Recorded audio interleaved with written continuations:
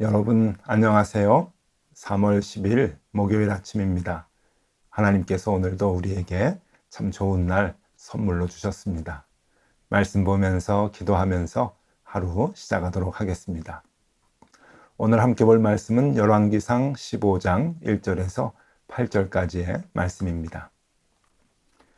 느밧의 아들 여로보암 왕 18째 해에 아비암이 유다 왕이 되고 예루살렘에서 3년 동안 다스리니라. 그의 어머니의 이름은 마아가요 아비살롬의 딸이더라. 아비암이 그의 아버지가 이미 행한 모든 죄를 행하고 그의 마음이 그의 조상 다윗의 마음과 같지 아니하여 그의 하나님 여호와 앞에 온전하지 못하였으나 그의 하나님 여호와께서 다윗을 위하여 예루살렘에서 그에게 등불을 주시되 그의 아들을 세워 뒤를 잇게 하사 예루살렘을 견고하게 하셨으니 이는 다윗이 햇사람 우리아의 일 외에는 평생 여호와 보시기에 정직하게 행하고 자기에게 명령하신 모든 일을 어기지 아니하였음이니라. 르호보암과 여로보암 사이에 사는 날 동안 전쟁이 있었더니 아비암과 여로보암 사이에도 전쟁이 있으니라. 아비암의 남은 사족과 그 행한 모든 일은 유다 왕 역대지략에 기록되지 아니하였느냐. 아비암이 그의 조상들과 함께 자니 다윗성에 장사되고 그 아들 아사가 대신하여 왕이 되니라. 아멘. 네, 여러분, 이제 그 북쪽 왕 여로보암과 남쪽 유다 왕 르호보암의 이제 세대가 다 지나고 이제 그 다음 왕들의 이야기가 이제 시작이 됩니다. 지금부터는 짧게 그냥 중요한 지적들 이제 이런 것들이 이제 그 나오고 그 마무리가 되는 이제 그러한 정말 말 그대로 열왕기 왕들의 행적을 짧게 기록하는 내용들이 열왕기 하 마지막 장까지 이어지게 됩니다. 여러분 오늘도 이제 그 아비암이라고 하는 그 르호보암의 아들의 이제 행적을 우리가 보는데요. 여러분 중요한 것은 우리가 이 모든 것을 다 알 필요가 없습니다. 우리나라의 왕들도 우리가 잘 알지 못하는데 하물며 뭐 다른 나라의 왕들을 우리가 뭐 자세하게 알 필요 있겠습니까? 여러분 이 표를 한번 좀 보시면은요. 지금 남쪽과 북쪽이 이제 갈려져서 북쪽은 이스라엘 그리고 남쪽은 유다 왕국이 되어서 왕들이 이제 이어집니다. 작은 글자로 돼 있어서 잘 보이지진 않겠지만요. 중요한 것은 북쪽은 왕조가 자주 바뀌었다고 하는 겁니다. 왕조가 바뀌는 것은 가문이 바뀌는 거죠. 그래서 이 왕조가 9번 교체가 되고요. 그리고 왕들은 모두가 다 19명이 이제 왕 노릇을 하게 되는데 남쪽 유다는 왕조가 바뀌지 않습니다. 더 긴 세월을 이제 그 나라가 지속이 되는데 다윗 가문의 자손들이 이제 왕이 되어서 20명의 왕이 남쪽 유다를 다스리게 됩니다. 어쨌거나 이 39명의 왕, 북쪽과 남쪽의 이 모든 왕들을 우리가 다 알 필요는 없는데 오늘 중요하게 얘기해 주는 것이 하나 있습니다. 이 열왕기라고 하는 이 기록은 여러분 지난번에도 말씀드렸지만은 언제 기록이 되었느냐라고 하는 것이 굉장히 중요하죠. 그것을 기억하고 보면은 굉장히 유익합니다. 이 기록은 이스라엘이 다 멸망하고 난 뒤에 그러니까 북쪽 이스라엘도 멸망이 되고 그리고 남쪽 유다도 멸망이 되어서 바벨론으로 포로로 잡혀가고 난 뒤에 기록이 된 것입니다. 바벨론 포로로 잡혀가고 난 뒤에 그러니까 나라가 없어지고 멸망당한 것이죠. 그러고 난 뒤에 역사가들이 이 이제 열왕기서를 기록을 하면서 한 가지 관점을 가지고 기록을 하게 되죠. 그것은 우리가 왜 망했느냐라고 하는 것입니다. 왜 망했느냐라고 하는 끊임없는 질문을 하면서 우리가 망한 이유는 여호와 하나님 앞에 범죄했기 때문이다라고 하는 그 메시지를 우리에게 주고 있는 것입니다. 그러면서 북쪽 이스라엘의 19명의 왕 그리고 남쪽 유다의 20명의 왕들의 그 죄악들 그리고 또 잘한 점도 좀 있겠죠. 그런 것들을 기록을 하면서 우리가 하나님 앞에 근본적으로 무슨 잘못을 저질렀는가, 어떤 자세를 우리가 가져야 다시 나라가 회복이 되는가라고 하는 것을 질문하면서 기록을 하게 되는 것입니다. 그래서 이 39명의 왕들을 쭉 나열을 하면서 그들의 삶을 되돌아볼 때 흑백의 그 논리를 가지고 평가를 하게 되죠. 흑백 논리가 그렇게 좋은 것은 아니지만 좋았다, 나빴다 라고 하는 것으로 아주 간결하게 평가를 하는데, 여러분, 그 평가의 기준이 있습니다. 그 평가의 기준이 이제 오늘부터 나오게 되는데, 그 평가의 기준이 늘 다윗이었다라고 하는 거죠. 그래서 오늘도 말씀을 보면은 다윗과 같지 않았다, 다윗과 같았다라고 하는 그 말씀을 하면서 이제 모든 왕들에 대한 평가를 해주고 있습니다. 뭘 얘기하는 걸까요? 다 다윗왕과 같아야 되는데 그렇지 못했다, 범죄했다, 다윗왕처럼 행하지 못했다라고 하는 것을 아쉬워하는 것이죠. 자, 오늘의 그 3절 말씀입니다. 3절 말씀 보면은 아비암이 그의 아버지가 이미 행한 모든 죄를 행하고 그의 마음이 그의 조상 다윗의 마음과 같지 아니하여 그의 하나님 여호와 앞에 온전하지 못하였으나, 네, 다윗의 마음과 같지 않았다, 다윗의 마음과 같지 않았다, 온전하지 못했다. 기준이 다윗입니다. 그리고 앞으로 열왕기를 볼 때 쭉 뒤에 왕들도 이제 그 평가를 할 때 다윗을 늘 기준으로 삼는 것을 봅니다. 그런데 여러분, 여기에 조금 불만이 있습니다. 왜냐하면은 기준이 다윗이라고 했는데 다윗과 같은 왕이 또 나올 수 있을까요? 어마어마한 그 위대한 인물 아닙니까? 이스라엘을 통일시키고 그리고 영토를 확장하고 나라를 강하게 견고하게 만들고 정말 그 위대한 이스라엘로 만들었던 다윗, 정말 이 세상에 한번 나올까 말까한 그러한 그 다윗을 기준으로 삼으면 누가 다윗과 같은 왕이 될 수 있겠습니까? 그거는 불가능한 일이겠죠. 그런데 늘 기준이 다윗이 되었다라고 하는 겁니다. 그런데 여러분, 여기서 우리가 깊이 살펴봐야 될 것이 있습니다. 이 열왕기에서 다윗을 기준으로 삼을 때는 다윗의 그 위대한 영토 확장과 나라를 강하게 만들었고 전쟁에서 승리했던 것을 기준으로 삼는 것이 아닙니다. 다윗을 왜 위대한 왕인가, 그리고 다른 왕들이 왜 다윗을 기준으로 해서 평가를 받아야 하는가라고 할 때 그 다윗에 대한 평가 기준은 다른 것이었습니다. 그 기준이 5절에 나와 있네요. 5절을 읽어드리면요. 이는 다윗이 햇사람 우리아의 일 외에는 평생에 여호와 보시기에 정직하게 행하고 자기에게 명령하신 모든 일을 어기지 아니하였음이니라. 네, 두 가지를 얘기를 하죠. 첫 번째는 무엇인가 하면은요, 하나님 앞에서 정직하게 행했다라고 하는 겁니다. 그것을 기준으로 삼는 것이라고 하는 거죠. 하나님 앞에서 정직하게 행한 것. 다윗은 하나님 앞에서 정직했다. 여러분, 하나님 앞에서 정직했다고 하는 게 무엇일까요? 네, 구체적으로 얘기를 하죠. 여기서 햇사람 우리아의 일 외에는 평생 여호와 하나님 보시기에 정직하게 행했다. 예, 우리아의 일 한번 좀 생각을 해 보면은요, 여러분, 다윗이 큰 범죄를 저질렀죠. 정말 일생일대 용서받지 못할 큰 범죄를 저질렀습니다. 우리가 너무 잘 아는 내용이죠. 자, 그 범죄 가운데서도 이 다윗은 정직한 면이 없지 않아 있었던 것 같습니다. 여러분, 정직하다고 하는 게 뭘까요? 하나님 앞에서 거짓말을 하고 하나님을 속이는 일이겠죠. 자, 사람마다 다 죄를 범할 수 있습니다. 그래서 거짓을 얘기할 수가 있겠죠. 여러분, 저도 그렇고 여러분들도 그렇고 우리는 다 약한 존재이기 때문에 범죄에 쉽게 이제 발을 들여놓을 수가 있고요. 죄를 범할 수가 있습니다. 그것은 하나님 앞에서의 죄도 마찬가지죠. 죄를 범할 때가 있고 있는 것이 아니라 자주 있고 많이 있지요. 그런데 다윗도 죄를 범했습니다. 그 죄를 범했을 때 다윗에게 나단 선지자가 나타나게 되죠. 그리고 다윗의 범죄를 지적을 합니다.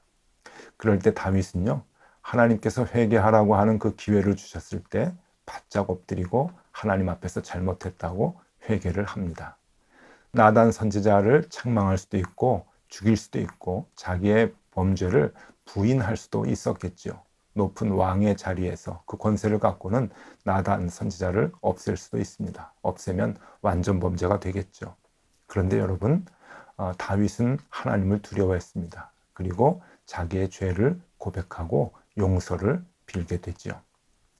자, 여기까지는 신앙이 조금 있는 사람들은 누구나 할 수 있는 행위입니다.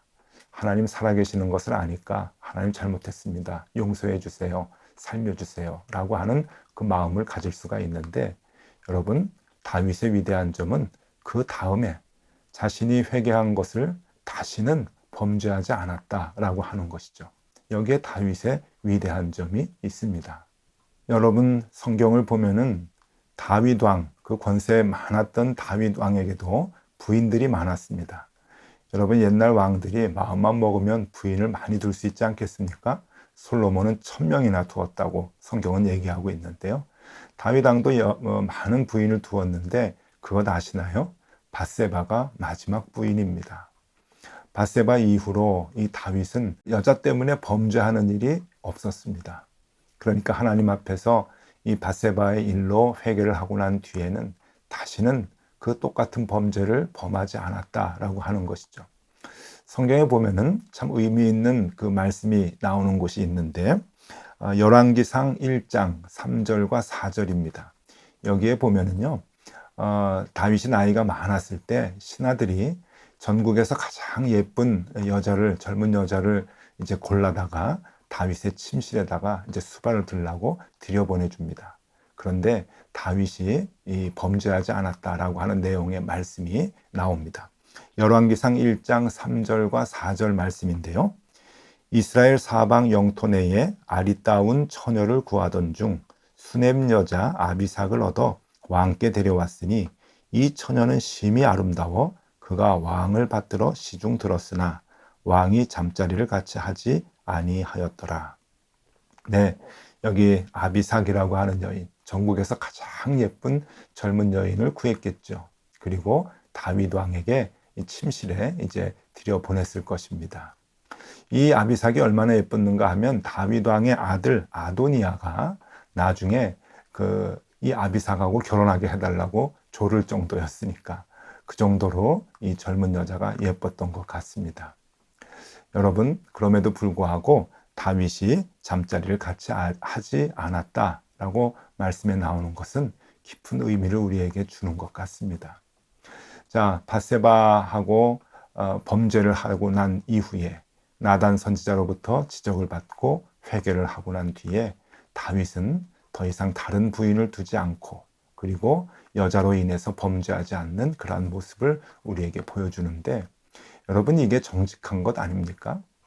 누구나 다 실수할 수 있죠. 누구나 다 범죄할 수 있습니다. 그러나 하나님 앞에 지적을 받았을 때 회개하고 다시 그 죄를 범하지 않기 위해서 정말 애를 쓰고 힘쓰는 그 삶, 여러분, 그것이 하나님 앞에 정직하게 보였을 것입니다.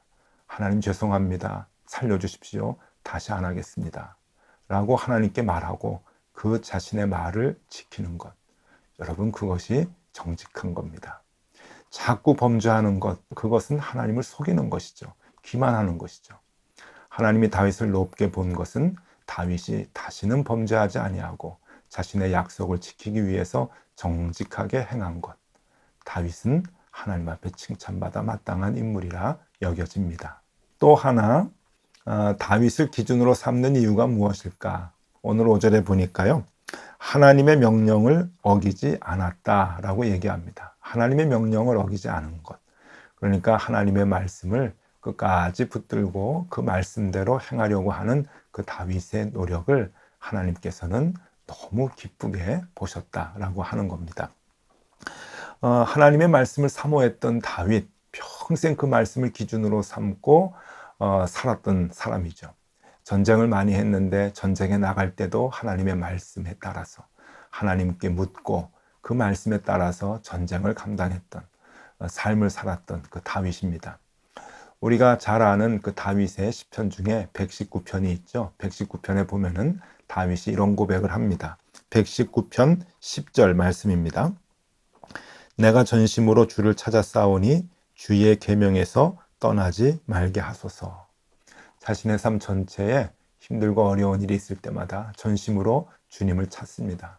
그리고서 본인이 했던 것은 주의 계명에서 떠나지 않도록 간구하는 겁니다. 하나님의 말씀을 내 안에 두게 하셔서 말씀대로 내가 행할 수 있도록 인도해 주십시오. 다른 데 정신 팔고 다른 것 의지하지 않도록 도와주십시오. 라고 하나님께 간절히 간구하고 있네요. 또 시편 119편 69절에 보면은요. 교만한 자들이 거짓을 지어 나를 치려 하였사오나 나는 전심으로 주의 법도를 지키리이다. 네, 이것은 전쟁에 있었던 상황들이죠. 그리고 많은 반란과 그리고 사울 왕이 죽이기 위해서 자신을 쫓아왔던 인생의 그 많은 그 위기들, 그런 상황 가운데서 나는 전심으로 주의 법도를 지키겠습니다. 그 상황에서도 하나님의 말씀을 지키며 말씀대로 살겠습니다. 라고 하는 그 고백을 하고 있습니다. 여러분, 평안할 때뿐만이 아닙니다. 다윗은 매 순간순간 고비 때도 하나님의 말씀을 떠나지 않기 위해서 애썼고 떠나지 않게 해달라고 오히려 하나님께 간구했었습니다. 그 마음, 그 명령을 지키기 위해서 애쓰는 그 마음을 하나님께서는 기쁘게 보셨던 것이죠. 여러분, 상식적으로 생각해 보세요. 하나님의 말씀을 어떤 상황에서라도 떠나지 않기 위해서 애쓰는 사람이 그 하나님의 말씀을 왜 지키지 않겠습니까? 그러니까 하나님의 말씀을 평생 지키면서 살았던 것이겠죠. 그러니 범죄율이 낮아지는 겁니다. 하나님의 말씀대로 사는 그 모습이 훨씬 더 많았기 때문에 그런 것이죠. 네, 여러분, 이 그림 한번 보시죠. 많은 화가들이 다윗을 그린 그림 중에 걸작이라고 얘기하는 그림입니다. 헤라드 반 혼토르스트라고 하는 화가가 그린 하프를 연주하는 다윗이라는 그 그림인데요. 이 다윗의 눈동자를 한번 보십시오. 어디를 향하고 있는가? 간절한 마음, 촉촉한 눈물이 있는 이 눈동자, 하늘을 보고 하나님을 향하는 거겠죠. 찬양을 하고 있습니다.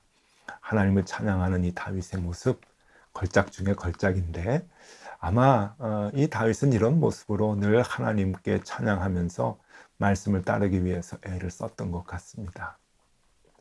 자, 여러분, 열왕기에 기록된 모든 왕들, 39명의 모든 왕들 잘했냐, 잘못했냐, 그 기준은 다윗에 있었다고 말씀드렸습니다. 예, 다윗에게 있습니다. 다윗을 기준으로 평가를 하는 거죠. 무슨 평가, 무슨 기준입니까? 네, 그것은 두 가지라고 말씀드렸습니다. 하나는 하나님 앞에서 정직하냐, 정직하지 못하냐. 그리고 또 하나는 하나님의 명령을 잘 지키느냐, 그렇지 못하느냐. 이것에 따라서 좋은 왕, 그렇지 못한 왕으로 이제 기준을 삼았던 겁니다. 네, 여러분, 어디 이스라엘의 왕뿐이겠습니까? 우리도 마찬가지죠. 이 다음에 하나님 앞에 설 때 하나님께서 우리를 평가하실 것입니다. 두 가지 똑같은 기준을 가지고 평가하시겠죠. 너 하나님 앞에서 정직했냐? 주님 그거 물어보실 테고요. 하나님의 명령을 지키기 위해서 애를 썼느냐? 그거 보실 것입니다. 여러분, 오늘 하루 그리고 앞으로 우리가 사는 날 동안에 이 기준 가지고 늘 살았으면 좋겠습니다.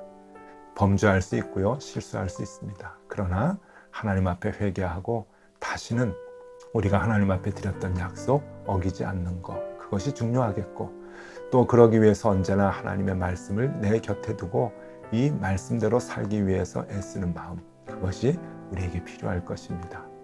여러분, 오늘도 그 기준을 갖고 살아가는 귀한 하루 되실 수 있기를 바랍니다. 기도하겠습니다. 하나님 아버지, 우리는 늘 연약합니다. 내 의지와는 다르게 범죄의 길에 들어설 때가 참 많이 있습니다. 하나님, 그때마다 말씀 기억하게 하여 주시고 늘 하나님 앞에서 말씀을 따라 살아 정직한 삶 살게 하여 주옵소서. 예수 그리스도 이름으로 기도드리옵나이다. 아멘. 네, 함께 기도하시겠습니다.